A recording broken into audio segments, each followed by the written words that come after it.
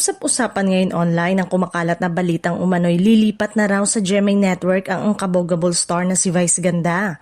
Matapos mabanggit na nakipag-meeting umano ito sa mga executive ng Kapuso Network.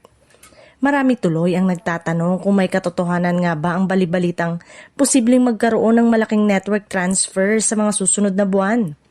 Ayon sa mga kumakalat na kwento sa social media at ilang entertainment circle, naging palaisipan sa fans ang umano'y pagpupulong ni Vice sa GMA7. Dahil dito, sari-saring reaksyon agad ang lumabas online, lalo na mula sa mga solid supporters ng noontime show, night showtime at ang komedyante. May ilan ang excited sa posibilidad na makita si Vice sa ibang network, habang ang iba naman ay naniniwalang malabo itong mangyari sa ngayon. Matatanda ang matagal nang konektado si Vice sa ABS-CBN kung saan naging bahagi siya ng maraming matagumpay na programa at pelikula. Isa rin siya sa pangunahing haligi ng noontime show Night Showtime na patuloy na tinatangkilik ng mga manonood sa telebisyon at online platform.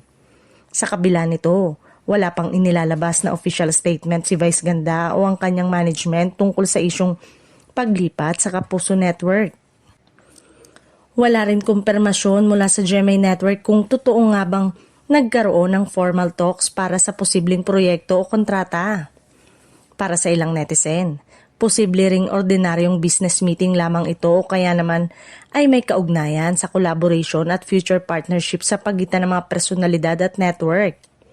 Sa panahon ngayon kung saan mas bukas ang industriya sa network collaboration, hindi na imposible ang pagkakaroon ng mga pag-uusap kahit hindi nangangahulugang lilipat agad ang isang artista. Samantala, patuloy namang inaabangan ng publiko ang magiging pahayag ni Vice Ganda tungkol sa kumakalat na usapin. Hanggat walang opisyal na kumpirmasyon, mananatili muna itong haka-haka at bahagi ng mainit na diskusyon sa mundo ng showbiz.